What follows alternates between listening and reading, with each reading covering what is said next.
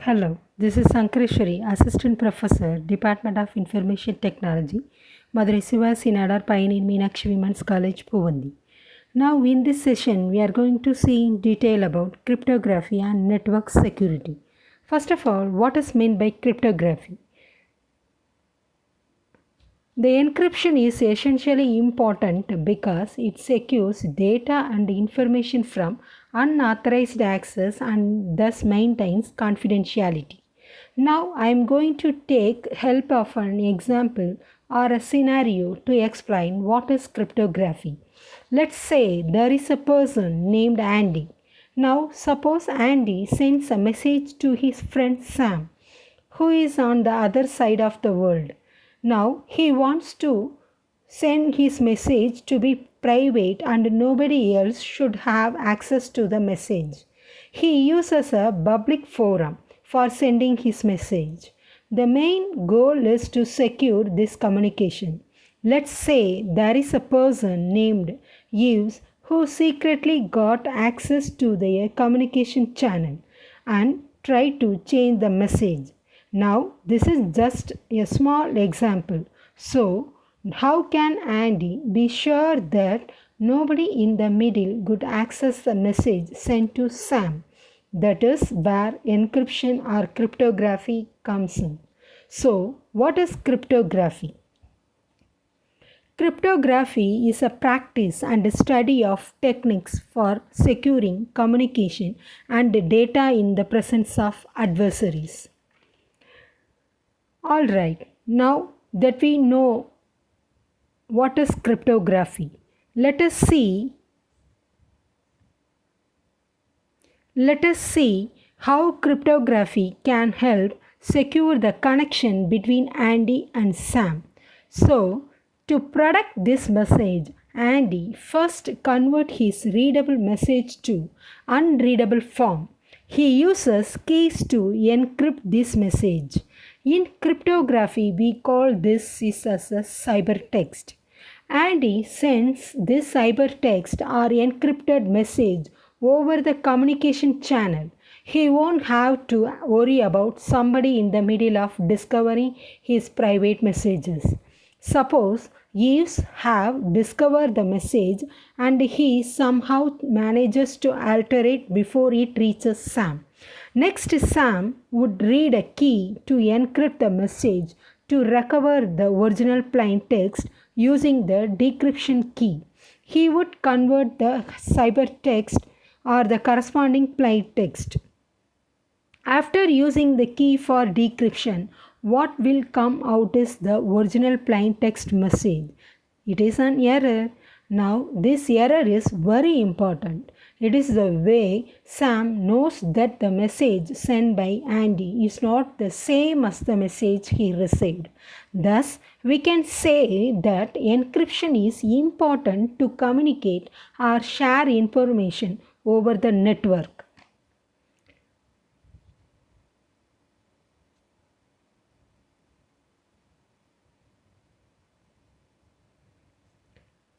From this figure, let us see the components of public key algorithms. The plaintext. This is the message which is readable or understandable. This message is given to the encryption algorithm as an input. The next is the ciphertext.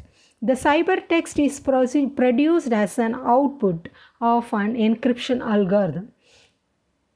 We cannot simply understand this message. The next one is encryption algorithm.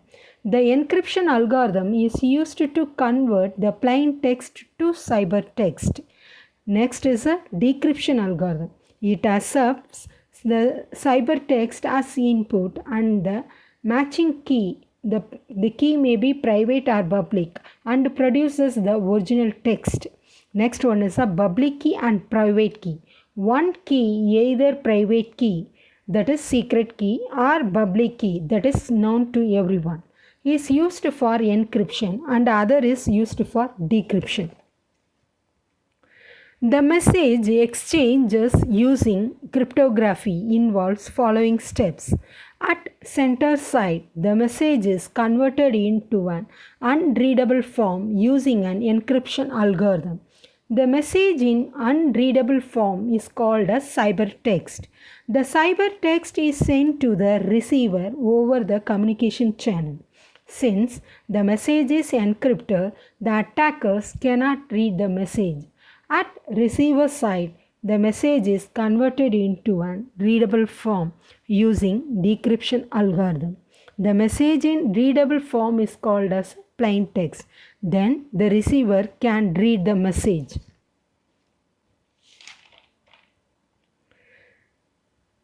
Cryptography techniques broadly that may be classified into two types, that is symmetric key cryptography and asymmetric cryptography. Let us see public key cryptography or asymmetric cryptography. The public key cryptography is an encryption technique that uses a paired public and private key, that is asymmetric key algorithm for secure data communication. A message sender uses a recipient's public key to encrypt a message. To decrypt the sender's message, only the recipient's private key may be used. There are two types of public key cryptography are RSA and digital signature algorithm, that is DSA. Public key cryptography is also known as public key encryption, asymmetric encryption, asymmetric cryptography, asymmetric cyber, asymmetric key encryption, and Diffie-Hellman encryption. The public key cryptography facilitates secure communication through an insecure channel, which allows a message to be read by the intended recipients only. For example, A uses B's public key to encrypt a message to B, which can be decrypted using B's unique private key.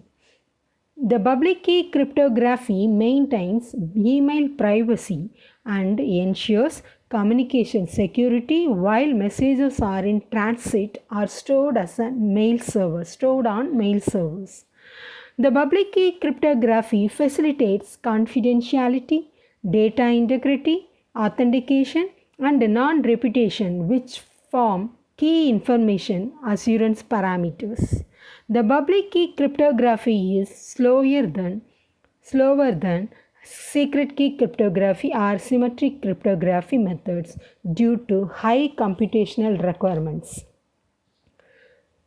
Unlike symmetric cryptography, public key cryptography uses a fixed buffer size that depends on particular and small data amounts, which may only be encrypted and not chained in streams, because a broad range of possible encryption keys are used. Public key cryptography is more robust. Now, we will discuss about asymmetric key encryption or public key cryptography algorithm. The encryption process where different keys are used for encrypting and decrypting the information. RSA is the most widely used form of public key encryption. RSA stands for Reversed, Samir, and Adelman, the inventors of this technique. This algorithm is invented in 1978. Using RSA encryptions, messages are encrypted with a code called a public key, and it can only be decrypted by another key known as private key. Let us see RSA algorithm. How does it work? RSA algorithm mainly consists of 5 steps. The RSA algorithm uses only prime numbers. So, first we have to choose two different prime numbers, that is P and Q. In the next step, we have to calculate the value of n. the value of n can be calculated by multiplying the value of p and q. So, n equal to p into q. Next, we have to calculate the z or pi of n value by using the equation, that is pi of n equal to p minus 1 into q minus 1. In the next step, we have to choose a random integer, that is c. E should satisfy the two conditions. The first condition is E should be in between 1 and pi of n value. And the second condition is GCD of E, pi of n should be 1. These are all the main steps for the RSA algorithm. Here in RSA algorithm, E considered as a public key. Next, we have to calculate the D value. Here, the D value considered as a private key. So, how to calculate the D value? D value can be calculated by using E into D equal to 1 mod pi of n. Based on this equation, we can calculate the value of D. Finally, we move to the encryption step. In the encryption step, we are calculating the ciphertext, that is C, by using the public key E. So, here we have the formula for encryption, that is C equal to m to the power E mod n. M is the message. The next step is a decryption. The decryption can be done by using the private key, that is D. Here we have we have a formula for the decryption, that is D equal to C to the power D mod n. So from this decryption we will have the plaintext as well.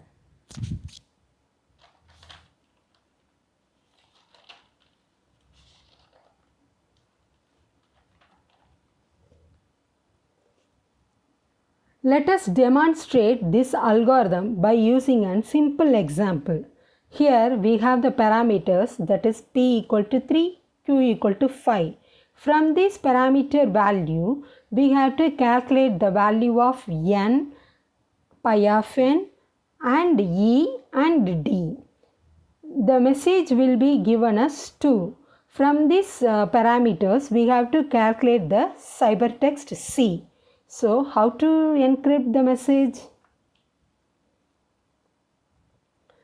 We are having the parameters, that is p equal to 3, q equal to 5 and m equal to 2. In the first step, we have to calculate the value of n by using the formula p into q. Already we have p equal to 3 and q equal to 5. So, p into q means 3 into 5. So, we obtain the value of n is 15. In the next step, we have to calculate the pi of n or z value. The pi of n or z value that can be calculated by using the formula, that is p minus 1 into q minus 1. P minus 1 means 3 minus 1, that is 2. Q minus 1 means 5 minus 1, that is 4. So, 2 into 4, that is 8. So, we have the value of pi of n or z is 8. In the next step, we have to choose a random integer, that is e. Already I told you that e should satisfy the two conditions. The value of e should be in between 1 and pi of n, and GCD of e and pi of n should be 1. So, we will take e as a least prime number, that is 3. So, if we let me check the e value 3 with the two conditions. The 3 is in between the value of 1 and 8. The first condition is satisfied. And the GCD of 3, 8 is 1. Absolutely, the second condition is also satisfied. So, we will take e as 3. Next, we have to calculate the value of d. We may calculate the value of d by using the formula ed equal to 1 mod pi of ed mod pi of n equal to 1. we will try different prime numbers for D. In RSA algorithm, all the values should be a prime number. So we will take the D as a 3 only. 3 into 3 mod 8, that is the value is absolutely 1. So the condition is satisfied. So we will take D as a 3. In the next encryption process, we have to encrypt the message M by using the formula C equal to M to the power E mod N. We have this E value as 3 and the message is 2. So C equal to 2 power 3 mod 15. We obtain the value 8. Next is the decryption process. From this decryption process, we can check the original plaintext is obtained or not. The D equal to C to the power D mod N. So C is 8, D is 3. The N value is 15. So 8 to the power E 3 mod 15 equal to 2. This converts the ciphertext back into the plaintext B. In this way, the RSA algorithm is used to encrypt and decrypt the message.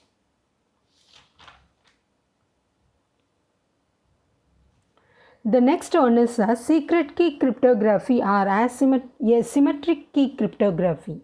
In this technique, both sender and receiver uses a common key to encrypt and decrypt the message.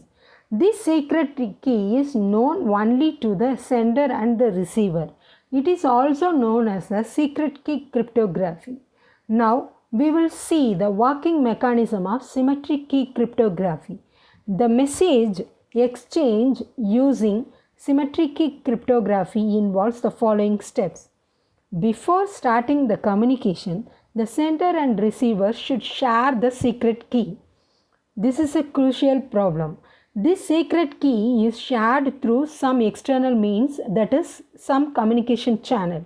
At sender side, sender encrypts the message using his copy of the key. The ciphertext is then sent to the receiver over the communication channel At the end of receiver side, the receiver decrypts the ciphertext using his copy of the key. In this symmetric key cryptography, the sender and the receiver shares a common key. So the sender and the receiver known about the particular key.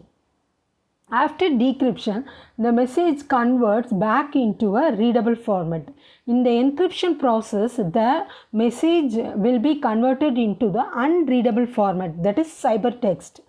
In the decryption process, the message converts back into the readable format, that is plaintext.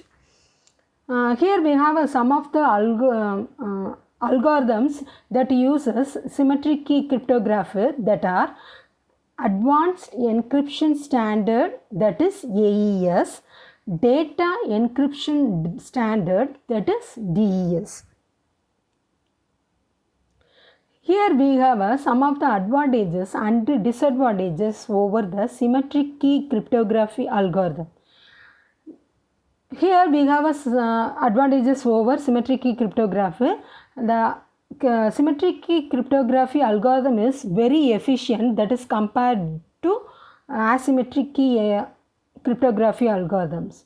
It takes less time to encrypt and decrypt the message, unlike the public key cryptography. These are all the advantages of symmetric key cryptography algorithm. Now we will look at the disadvantages of symmetric key cryptography. The symmetric key cryptography disadvantages are the number of keys required is very large. That is, if we have the n people, means if n people want to use this technique, then n into n minus 1 by 2 secret keys are required. The So the number of keys required is very large. For 1 million people to communicate, a 500 million secret keys would be required or that would be needed for encryption process. The second disadvantage is sharing the secret key between the sender and receiver is an important issue. While sharing the key, the attackers might intrude. So that is the problem in this symmetric key algorithm. So these are all the disadvantages over the symmetric key cryptography. Thank you.